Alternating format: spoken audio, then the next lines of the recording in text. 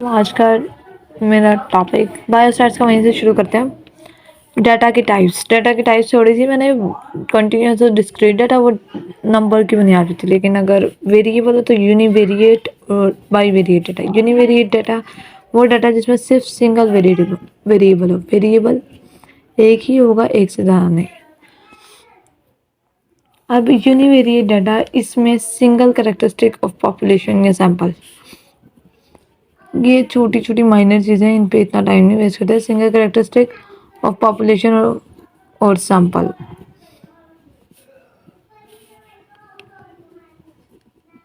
इसका यूनिवेरिएट कहते हैं। और बाईवेरिएट डाटा टू वेरिएबल्स, और ये टू वेरिएबल्स के कंपैरिजन, मतलब रिलेशनशिप बिटवीन टू वेरिएबल्स, और रिलेशनशिप मतलब ये कैसे, और कोरिलेशन बिटवीन दैम, मतलब ये डायरेक्टली प्रोपोर्शन है टू वेरिएबल्स, इनवर्सली प्रोपोर्शन है, एक दूसरे पे डिपेंड कर भी रहे हैं कि नहीं, कांस्टेंट है ये वो, इस तरह की। अब यूनिवेरिएट डाटा किसी भी का, कोई भी आपके पास किसी का ब्लड प्रेशर नोट कर लिया, कोलेस्ट्रॉल नोट कर लिया, कोलेस्ट्रॉल लेवल, और या फिर किसी की एज ऑफ पर्सन, इनकम, इन चीज़ों पे। बाईवेरिएट दो चीज़ें, जिनका आपस में ताल्लुक, कि एक स्टूडेंट है वो स्टडी करता है, कितने घंटे स्टडी करता है और उसका रिजल्ट क्या आता है। Study of student and test score, ठीक है। या फिर हाइट और वेट, इनका भी कोरिलेशन होता है। ज़्यादातर ये होता है कि हाइट लंबी हो तो वेट ज़्यादा ही होता है, वेट लंबा नहीं होता, वेट ज़्यादा होता है। और अगर हाइट कम हो तो वेट कम होता है। लेकिन कभी कभी हाइट कम होती है लोगों की, लेकिन उनका वेट अच्छा खासा हो जाता है। तो ये होता है बाईवेरिएट डाटा। और एक होता है डाटा, एक डाटा नहीं, रैंडम वेरिएबल ऐसा वेरिएबल जिसका वैल्यू फाइंड की जाती है by the outcome of random experiment. Random variable है तो जाहिर बात है एक्सपेरिमेंट जो किया होगा वो भी रैंडम होगा। उस value is determined by outcome of some random experiment. एक होता है प्लान्ड एक्सपेरिमेंट, मतलब ये कर रहे हैं, ये रिजल्ट आना चाहिए या ये रिजल्ट आएगा, ये दो पॉसिबिलिटीज़ होती हैं। लेकिन रैंडम में कुछ भी आउटकम आ सकता है, कुछ नहीं पता। जैसे किसी का आप बीपी मेजर करें, ज़्यादातर क्लिनिकल ट्रायल्स में यही होता है। आप किसी इंसान का बीपी मेजर करने लगे हैं, आपको नहीं पता है, आप उसकी शक्ल देखे या किसी भी तरह बता नहीं सकते कि इसका कितना होगा बीपी, वो चेक ही करना पड़ता है और एकदम से वो वैल्यू आती है। तो वो जो वैल्यू आई है, जो आपके रैंडम एक्सपेरिमेंट्स के नतीजे में आई है, उसको रैंडम वेरिएबल कहते हैं। अब असल में स्टैट्स की, ये थी चंद बेसिक डेफिनेशन। अब असल में स्टैट्स की उसमें डलता है डेप्थ में, मैं जो बताया था मीन, मीडियन, मॉड, ये चीज़ें। अब इन चीज़ों की तरफ जाते हैं, एवरेजेस की टाइप की तरफ। Types of averages. एवरेज हमारा डेली का तकरीबन काम बन चुका है लैब में। जब लैब में आप एक पिकोनोमीटर लेते हैं, पिकोनोमीटर को 3 दफ़ा उसका वेट करते हैं, फिर उसका एवरेज लेते हैं। तो ये सब चीज़ें एवरेज में आती हैं। एवरेज की जो मेजर 3 टाइप्स हैं, सर ने कहा था बहुत ज़्यादा है, लेकिन मैंने भी इतनी पढ़ी नहीं है, हो सकता है इसके अलावा भी होती हूँ। Mean, median, mod.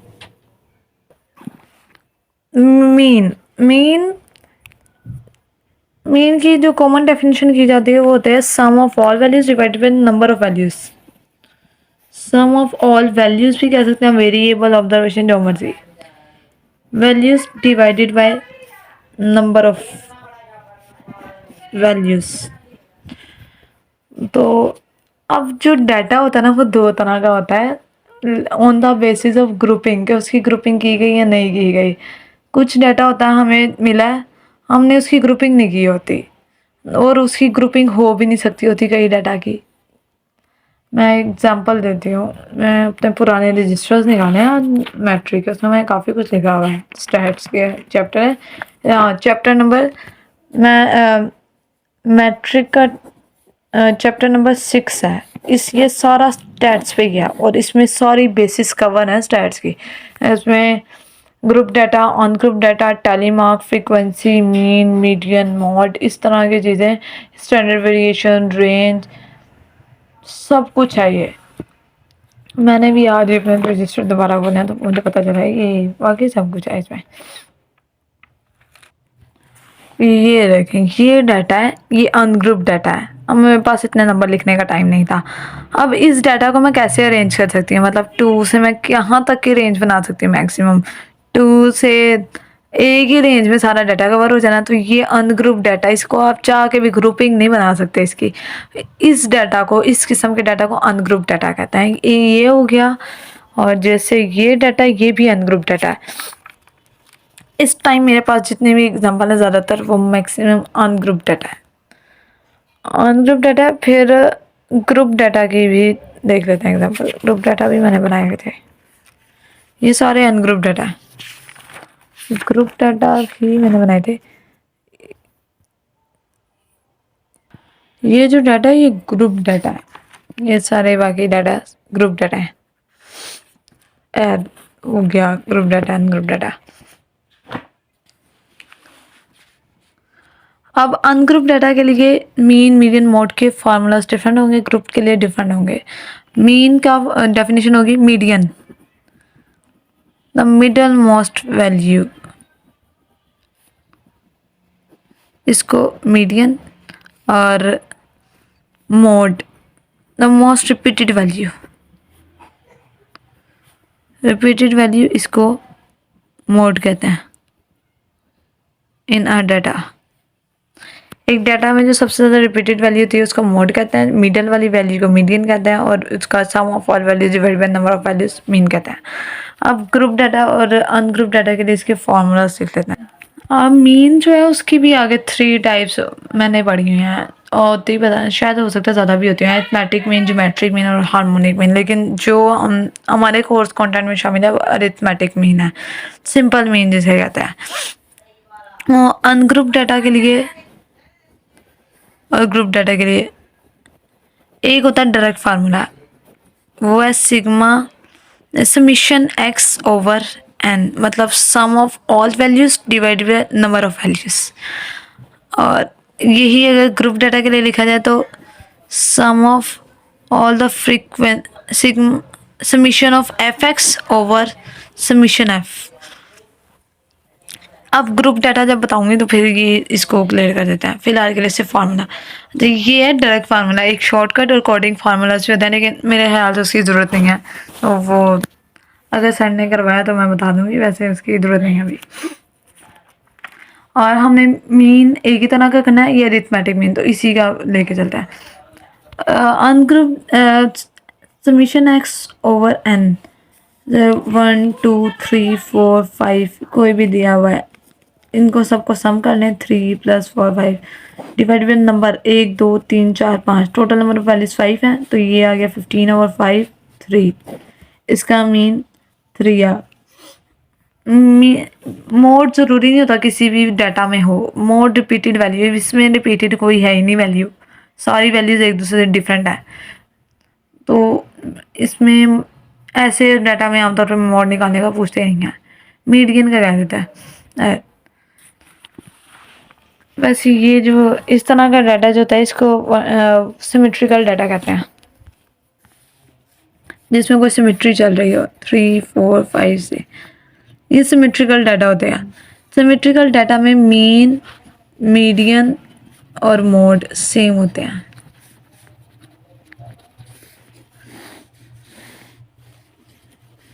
Symmetrical data में कोई ना कोई सिमेट्री आएगी, यहाँ पर 1 1 का डिफरेंस है सब में, अगर 2 2 का डिफरेंस हो तो वो भी सिमेट्रिकल डाटा।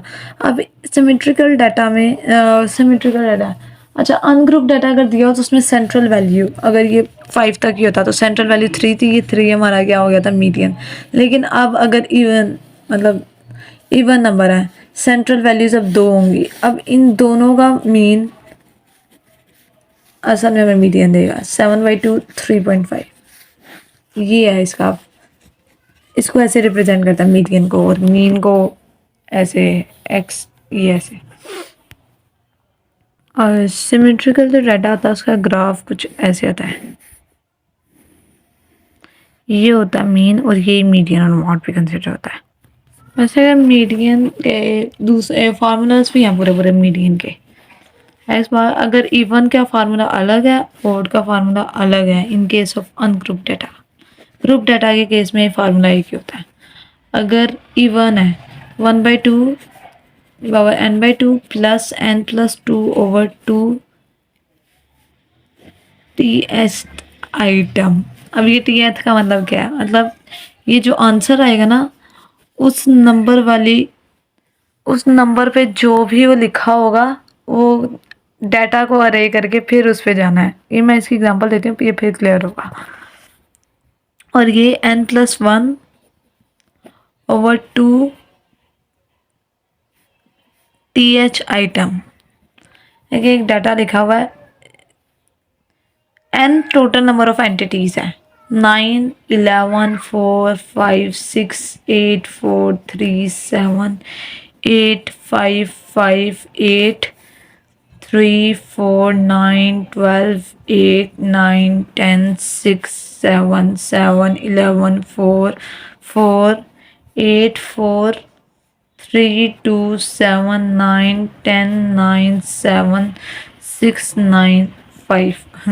अब इतना बड़ा ये अनग्रुप डाटा है, इसको सबसे पहले एन निकालना है। तो गिनती करें 1 2 3 4 5 6 7 8 9 10 11 12 13 14 15 16 17 18 19 20 21 22 23 24 25 26 27 28 29 30 31 32 33 34 35 36 37 38 38 हो गए। पहली बात फैसला हो गया इवन है। अब इवन वाले फार्मूले पे जाना हमने, n is equal to 1/2 into n/2 plus n+2/2 th item. लेकिन ना ये डाटा पे ये वाला फार्मूला, किसी भी डाटा पे कोई भी फार्मूला डायरेक्ट नहीं लगता, पहले डाटा को अरेंज करना होता है। इसको कहते हैं अरे डाटा, कि डाटा को अरेंज करें आप छोटी वैल्यू से लेके बड़ी वैल्यू तक, फिर ये फार्मूला लगेगा। मतलब 2 कितनी दफ़ा है, ये देखें, इसमें काफ़ी टाइम लग जाता है। 2 देखें, 3 देखें कितनी दफ़ा मेरे पास अरेंज हुआ भाई डाटा, 1 2 3 दफ़ा है। 4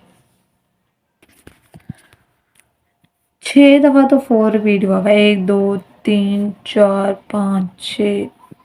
और 5 5 4 दफ़ा, 1 2 3 4 6 1 2 3 दफ़ा। 7 5 दफ़ा, 1 2 3 4 5। 8 भी 5 दफ़ा ही हुआ है, 1 2 3 4 5। और 9 भी 6 दफ़ा, 1 2 3 4 5 6। और 10 2 दफ़ा, 11 भी 2 दफ़ा, और 12 1 दफ़ा। ये हो गया अब डाटा अरेंज। और इसको दोबारा भी काउंट करना पड़ता है कि ये इसके बराबर आ रहा है, नहीं आ रहा तो फिर कौन सी वैल्यू मिसिंग है या कौन सी एक्स्ट्रा लिख दी गई है। अब ये अरेंजमेंट हो गया डाटा की। अब लिखें 1/2 एन कितना है 38/2 प्लस 38+2/2 th आइटम। ये th आइटम नहीं बोलना, th ये बहुत ज़रूरी है, अभी बताती हूँ th क्या है। ये हो गया 19 प्लस ये आएगा 20 है, ये दोनों साथ साथ वाले होते हैं वैसे।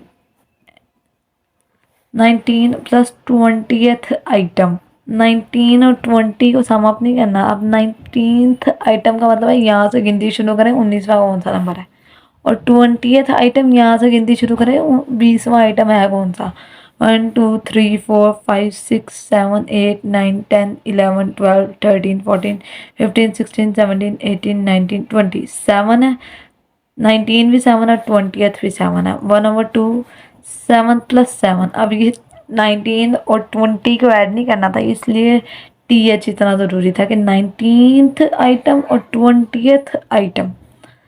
1/2 7 + 7 14 हो गया, इज इक्वल टू 1 ये कट गया तो 7 क्या आ गया, इसका मीडियन है। और मोड जो है 7 4 और 9 है, क्योंकि 4 6 दफ़ा रिपीट हुआ है, 9 भी 6 दफ़ा रिपीट हुआ है। और इसी इस तरह निकलता है ये नींद, इस तरह ये वैल्यूज सॉल्व होती हैं। तो ये डाटा जो आता है पहले इसको अरे करना पड़ता है, फिर ये अब दरमियान वाली वैल्यू आप इसमें से वो 38 है, और 38 का मिड आई थिंक 38 अब इवन है, तो 19 20 वो जो सर ने जो तरीका बताया था वो बिल्कुल ठीक है। लेकिन अगर फार्मूले से किसी ने, कुछ बच्चे पूछते हैं ना लॉजिक क्या है पीछे, तो लॉजिक होती हैं, लेकिन टीचर्स आपको शॉर्टकट बताने के लिए बस नहीं बताते, लॉजिक ये है पीछे।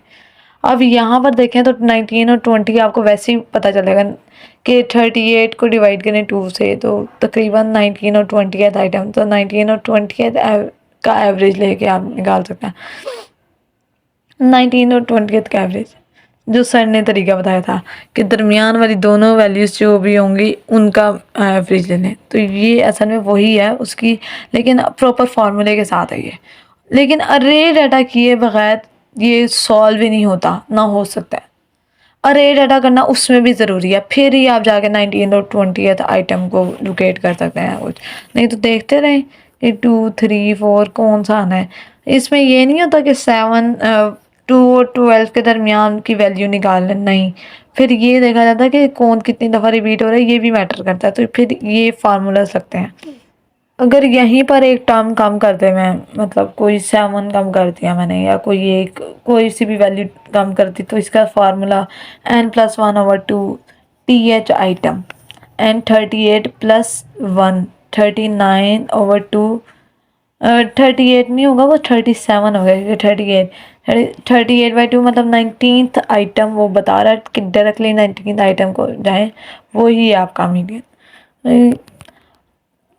तब भी ये इसमें कोई ज़्यादा डिफरेंस नहीं होता। ये हो गया ungroup data, ungroup data for median. और मोड मैंने साथ ही बता दिया है, क्योंकि मोड रिपीटेड वैल्यू है वो सिर्फ गिनती ही कर सकते हैं आप कि 2 एक दफ़ा आया, 3 इतनी दफ़ा आया, और वो भी अरे डाटा से ही बदल देगा, तो डाटा को अरे करना बहुत ज़रूरी काम। ग्रुप्ड या अनग्रुप्ड आप ऐसी वैल्यूज देख के बता सकते हैं, मतलब जैसे देखें ग्रुप डाटा, इसका ग्रुपिंग करने की कोशिश करें, 200 225 350 270। अब इसका ग्रुप आप बनाएंगे भी तो नहीं बना सकते, ग्रुप एक एक के डिफरेंस भी बन जाता है, ज़रूरी नहीं होता कि लिमिट्स बना के वो बनाए जाएं ग्रुप्स। लेकिन 200 के बाद कोई सीक्वेंस नहीं है इसमें, और जो डाटा ऐसे होंगे जिनमें सीक्वेंस बन ही ना सके वो अनग्रुप डाटा होते हैं। तो आपको देख के डिसाइड करना होता है कि डाटा अनग्रुप्ड है या ग्रुप डाटा है। और जैसे ये डाटा है, अब इसमें ईयर वैल्यूज़ वगैरह आ रही हैं, इसमें साल एक एक ही है लेकिन गैप के साथ है, मतलब एक सीक्वेंस है, तो आप इसका अब ग्रुप डाटा बना सकते हैं। ये डाटा, इस डाटा में भी दिए हुए हैं, ये भी ग्रुप डाटा है, तो ये डाटा देखना ही पड़ता है कौन सा ग्रुप डाटा है कौन सा अनग्रुप, डेट डिसाइड करना है। अच्छा, अब अनग्रुप डाटा देखते हैं। अनग्रुप डाटा की सर ने एग्जांपल दी थी, वो भी मेरे पास लिखी है, और वैसे मैं अपने रजिस्टर पे देख रही। सबसे पहले अनग्रुप डाटा में ग्रुप डाटा में है क्या क्या। ग्रुप डाटा में सबसे पहले एक्स होती हैं वैल्यूज, या तो ये सिंगल सिंगल वैल्यूज भी हो सकती हैं, रेंज में भी हो सकती हैं, रेंज में भी बनाई जा सकती हैं और सिंगल सिंगल वैल्यूज में भी। अब सिंगल वैल्यू के साथ पहले डील करते हैं, फिर रेंज में भी चल जाएंगे। 2 एक कोई डाटा था हमारे पास 2 6 9 10 12 15, या इसका अब हमने टैली मार्क्स लगाई हुई थी। टैली मार्क्स कैसे लगाते हैं, टैली मार्क्स ऐसे लगाते हैं, ये जैसे ये डाटा ना, इसकी भी टैली मार्क्स लग सकते हैं। आप यहाँ पे हर एक टर्म को लिख लें, 2 3 4 5 6 इसको लिख लें, और फिर टैली मार्क्स लगाना शुरू करते हैं कि ये इतनी बार आया, अब 2 कितनी दफ़ा आया उसकी टैली मार्क्स 1 2 3 4, और ये 5, ये 5वीं लाइन को टेढ़ा इसलिए लगाते हैं ताकि गिनती में आसानी हो, बस और कोई मकसद नहीं है इसका। ये टैली मार्क्स ये सब में फ्रीक्वेंसीज होती हैं। फ्रीक्वेंसी का मतलब होता है कोई चीज़ कितनी दफ़ा हुई है। फ्रीक्वेंसी इंग्लिश में भी इसी मतलब में इस्तेमाल होती है, वो frequency how many times I think happened, तो हाउ मैनी टाइम ये वैल्यू रिपीट हुई है। ये जो टेली मार्क्स है इसी को काउंट करके फ्रीक्वेंसी, इसी को फ्रीक्वेंसी कहते हैं। 5, ये 9 है, ये 3 है, 2 है, ये 5, 1। फ्रीक्वेंसी का हमेशा समीशन दिया जाता है। समीशन ये इस साइन का मतलब होता है समीशन। इसको सर ने तो ये बड़ा प्यारा बनाया था, मुझसे वैसा नहीं बना रही है। मैंने वो 2 लगा के ऐसा और ऐसा सा कुछ बनाया था, है मुझे ऐसा ही आता है। समेशन इसका मतलब होता है ऐड कर देना सारी वैल्यूज़ को। अब इन सारी वैल्यूज़ को असल में ऐड करके सिग्मा समेशन एफ निकालना है। मैं तो अक्सर इसको सिग्मा बोल देती हूँ, पता नहीं क्यों। तो इसका समेशन एफ 25 है। हमने इसकी निकालनी है मीन। मीन का ग्रुप डाटा के लिए फॉर्मूला था summation F x over summation f. अब ये एफ एक्स क्या बना है? एफ एक्स कुछ भी नहीं है, मल्टीप्लिकेशन हुआ हुआ है एक्स के साथ। फ्रीक्वेंसी, फ्रीक्वेंसी एफ से रिप्रेजेंट होती है। फ्रीक्वेंसी को एफ के एक्स के साथ मल्टीप्लाई करें, जो लिखा हुआ है वही करना है। F X multiply 5 to the 10, 9 6 9 6 था 54, 3 9 था 27, 2 10 था 20, 12 5 था 60, 15 1 था 15। तो समीशन एफ एक्स, अब एफ एक्स का भी समीशन लेना तो ये 186 था। तो यहाँ पे वैल्यूज पुट करते हैं। 186 ओवर 25 इज इक्वल टू 7.44। अच्छा, अब अगर लेना है मीडियन और मीडियन या मोड, मीडियन और मोड का पहले एक दफ़ा फार्मूला लिख दूँ फॉर ग्रुप डाटा, फिर उसके बाद इसको सॉल्व करते हैं और फिर एक एक पहले चीज़ें पूरी करते हैं कि मीडियन और मोड में चीज़ें क्या क्या चाहिए था। L plus H over F N over 2 minus ये, अच्छा ये जो सिग्मा एफ होता है ना, समीशन एफ, इसी को एन कहते हैं in case of group data. N over 2 minus C, ठीक है। अब ये एल क्या है, एच क्या है, एफ तो फ्रिक्वेंसी हो गई, एन मैं बता चुकी हूँ समीशन एफ है। सी क्या है, आप ये सब चीज़ें देखते हैं। सबसे पहले तो एक और अनग्रुप डाटा लेते हैं, एक और ग्रुप डाटा लेते हैं। एक्स की वैल्यूज़ ली हुई हैं 16 से 20, ये रेंज में हम लिखी हैं। 21 से 25 इसको क्लास बाउंड्रीज कहते हैं। 26 से 30, 31 से 35, 36 से 40 और 41 से 45, ये आ गया।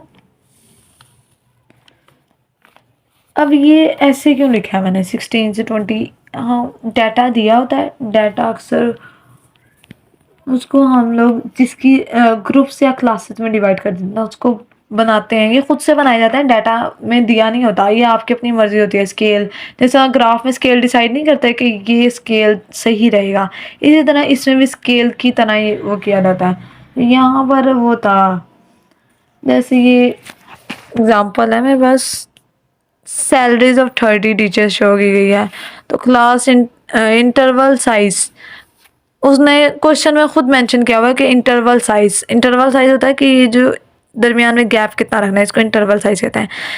ये कितना रखना है उसने खुद बताया हुआ 100, लेकिन कई उसमें नहीं बताया हुआ था, तो वो खुद आप अपनी मर्जी से डिसाइड कर सकते हैं जो सूटेबल लगे, जिससे बहुत ज़्यादा लंबा भी ना बन जाए या बहुत ज़्यादा शॉर्ट भी ना हो जाए। मतलब 2-3 में कम से कम 5 होने चाहिए, ये सर कहते।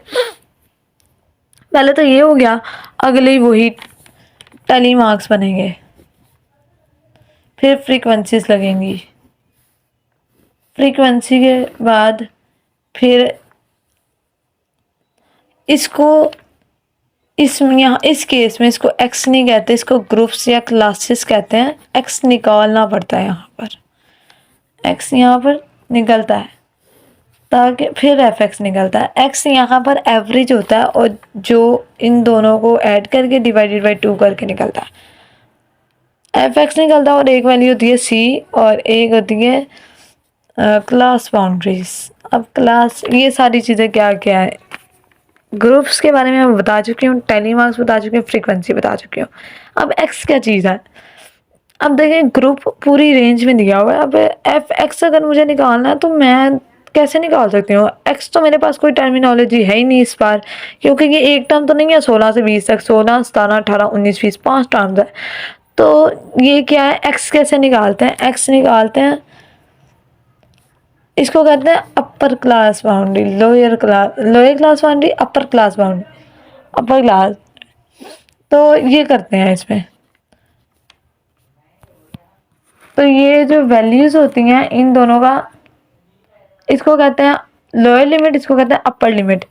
लोअर लिमिट और अपर लिमिट का सम करते हैं और उसको divide by 2, lower limit plus upper limit divided by 2। Lower limit यहाँ पे 16 है, मतलब 16 और 20 डिवाइडेड बाय 2, जो भी होगा इन दोनों को ऐड करके 2 से डिवाइड करते हैं। असल में यही है, ये lower limit upper limit terminologies है, लेकिन नहीं याद हो रही है, कोई बात नहीं, ऐसे ही करने डायरेक्ट। टैली मार्क्स भी देख के लगाई जाती है, मतलब 16 से 20 के दरमियान में जो नंबर जितनी दफ़ा रिपीट हो रहा है तो उसके मुताबिक टैली मार्क्स लगाई जाती हैं। यहाँ पे अगर आपको पहले से ही टैली मार्क्स लगा के दी गई हूँ तो सपोज कर लेते हैं वो यही जो पहले हमने टैली मार्क्स लगाई हैं उन्हीं को सपोज कर लेते हैं। ये 3, यहाँ 2, इधर 5 और इधर 1, ये 5, 9, 3, 2, 5, 1। यहाँ पे समीशन एफ ले लें जिसको एन भी कहते हैं, तो वो आएगा 25 सेम टू सेम। अब एक्स, यहाँ पर एक्स निकालना पड़ेगा लोअर अपर, लेकिन ये ना इवन में है तो डायरेक्ट आप निकाल सकते हैं। 16, 17, 18 होगा यहाँ पर, वैसे चेक भी कर सकते हैं कैलकुलेटर से, मेरे पास रखा हुआ है कैलकुलेटर। 16 + 20 डिवाइडेड बाई 2, दरमियान का नंबर होता है हमेशा, इधर 18 होगा दरमियान का नंबर। 16 + 20/2 18, 21 + 25/2, तो ये 21, 22, 23, इधर ये 23 होगा। 26, 27, 28, यहाँ 28 होगा, इधर 33 और इधर फिर से क्या होगा 40, 33, यहाँ पर 33, हाँ ये दरमियान में एक मिस कर रही हूँ, 1, 2, 3, 4, 5, 6 है ना मेरे पास। यहाँ पर 38 और इधर 43, ठीक है, हो गया। अब ये जो एफ एक्स है ये इसका और इसका प्रोडक्ट होगा, इसके साथ इसका कोई ताल्लुक नहीं है, ग्रुप्स है, एक्स नहीं है, एक्स मीन ही कंसीडर होगा। अब इस केस में एक्स मीन है, मतलब इनका मीन है, ग्रुप्स का मीन है, मीन डाटा का मीन नहीं है ये, इसलिए मैंने इसके ऊपर वो एक्स बार वाला सिंबल नहीं लगाया। 5 × 18 90 हो गया, 9 और 23 207, 28 और 3 84,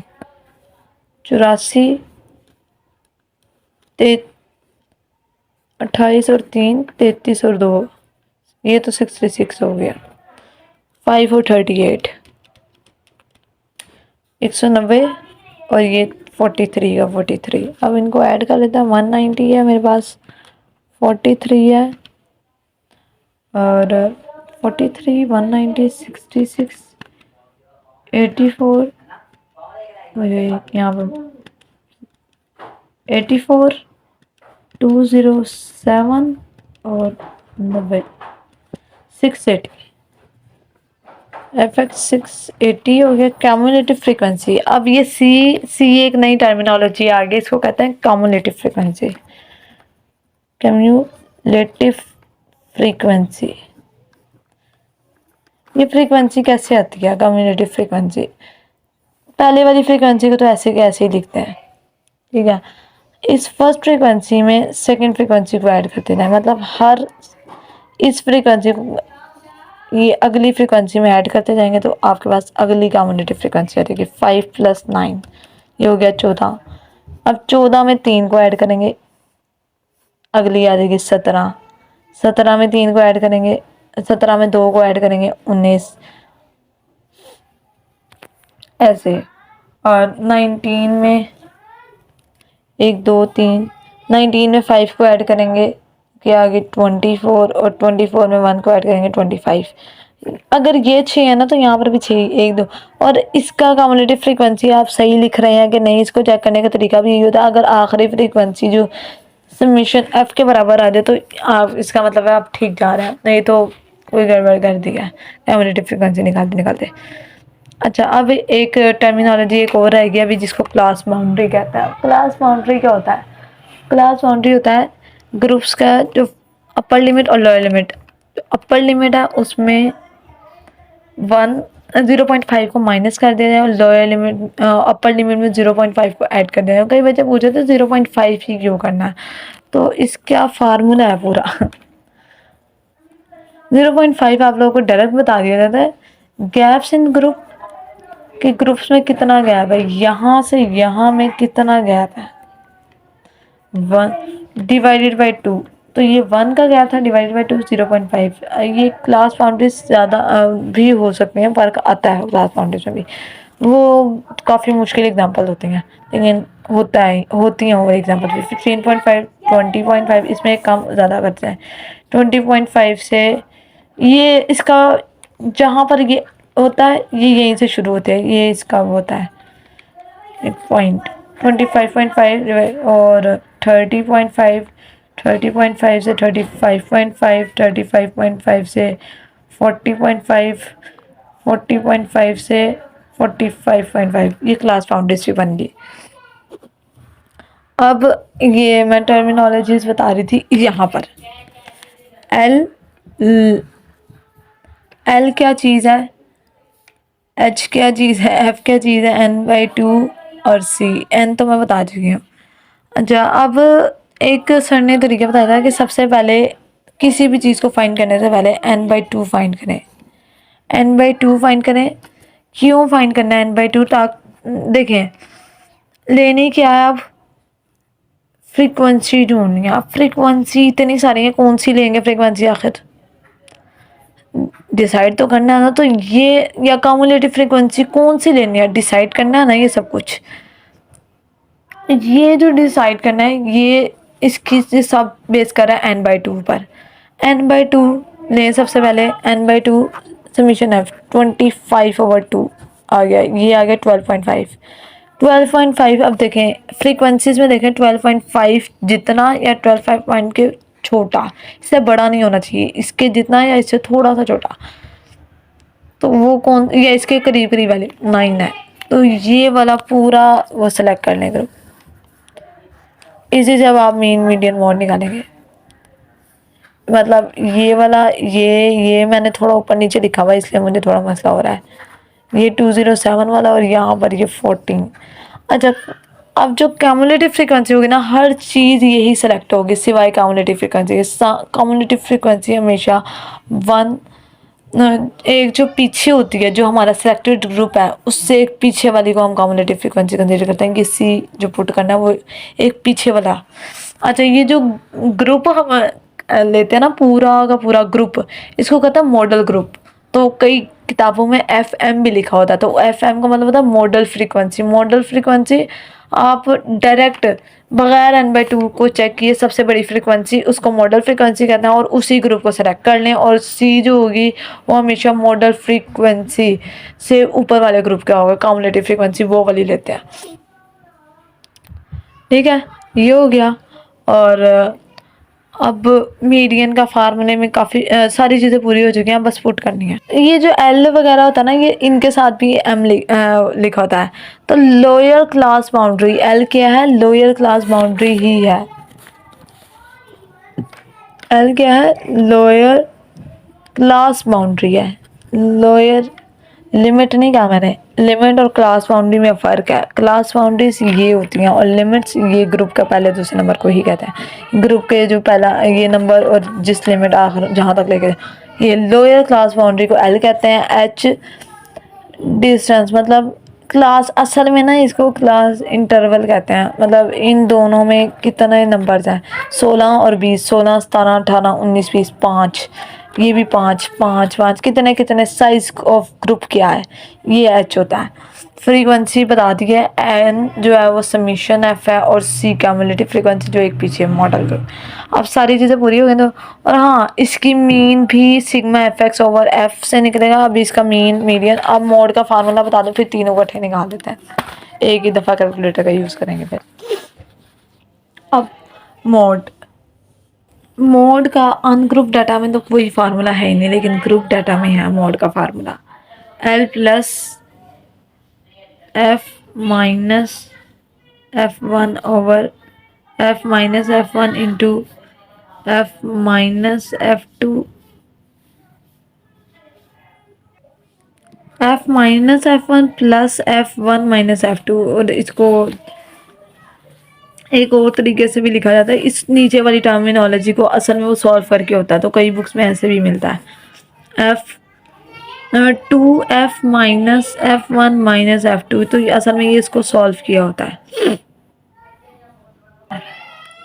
ये इसी को सॉल्व किया हुआ है, इसको ओपन किया, एफ एफ में ऐड हो गया तो minus F one minus F two रह गया, ये हो गया फार्मूला। अब दोनों एल वही है जो वहाँ पर है, L lower class boundary of selected या मॉडल ग्रुप, सही।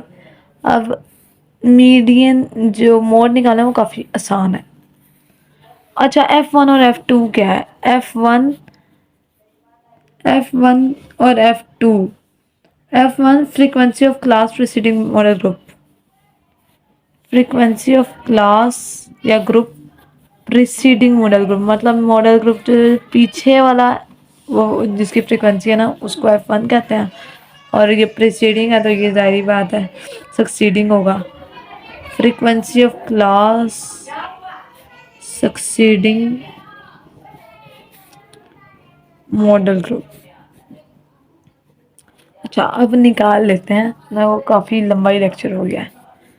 सबसे पहले एक्स ये निकालता है mean, summation F x over summation F x क्या निकाला था मैंने, 680 ओवर समीशन एफ 25 है, 680 डिवाइडेड बाई 25 तो 27.2, तो मे बी इसमें कोई मिस्टेक भी हो सकता है क्योंकि मैंने ये खुद। अच्छा अब median L plus H over F N by two minus C, ठीक है। L lower class boundary of modal group, बहुत ही देख लेते हैं, एल ये है, ठीक है, एफ ये है जो हमारा सिलेक्टेड है, ये होगा जाहिर बात है एफ वन एफ टू, सही।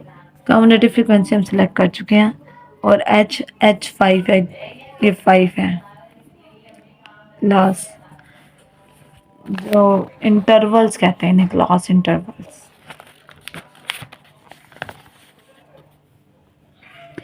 तो एल क्या निकला था हमारा 20.5, एच 5 बताया मैंने, एफ जो फ्रीक्वेंसी हमने चूज़ की थी सबसे ज़्यादा फ्रीक्वेंसी 9 थी, एन बाई टू ये 25 है, समीशन एफ है ये क्योंकि 25 डिवाइडेड बाय 2 माइनस सी एक प्रीसीडिंग वाले पीछे 5।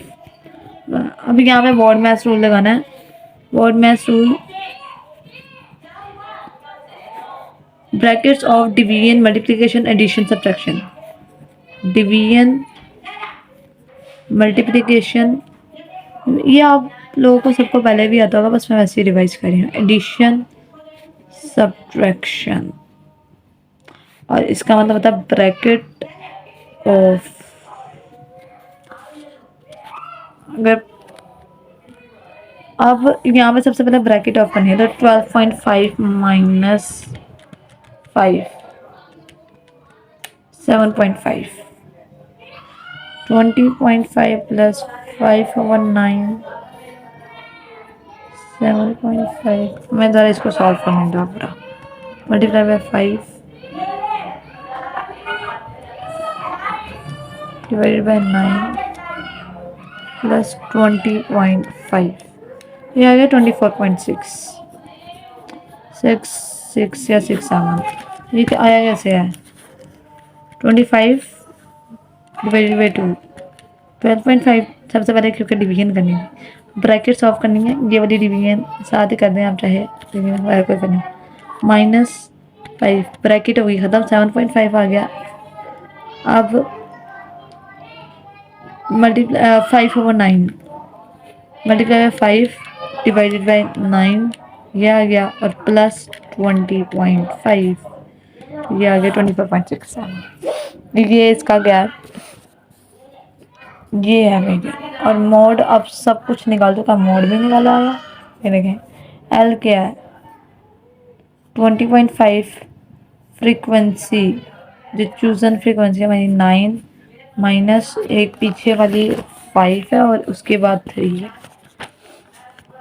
9 minus 5 9 minus 5 into 9 plus 9 minus 3 20.5 plus 9 minus 5 3 over 3 plus 9 minus 6 3 over 9 is equal to 20.5 plus 3 over 9। ओह नहीं 9 माइनस 5 4 होता है मेरा, इस टाइम लगता है घूम 4 9 माइनस 5 यहाँ पर भी वही मिस्टेक किया मैंने, यहाँ पर भी 3 लिख दिया। 4 प्लस 6 10 होता है। अच्छा अब ये हो गया सवाल, और इसका आंसर 22.5। 9 माइनस 5 4 होता है, मैंने गलती से 3 लिख दिया, नीचे भी वहाँ वही।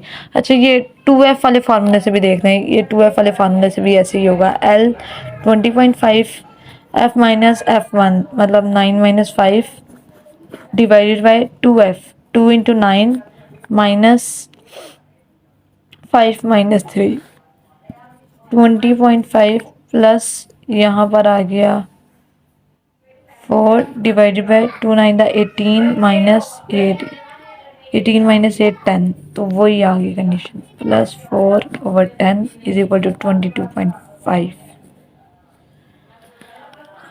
बस आज का इतना ही था। और सर ने बस एक लाइन आखिर में बोली थी, सर ने कहा था जब ऑल ऑब्जर्वेशन सेम होंगी तो मीन जो होती है वो वही वैल्यू होगी, मतलब और वेरिएंस 0 होता है।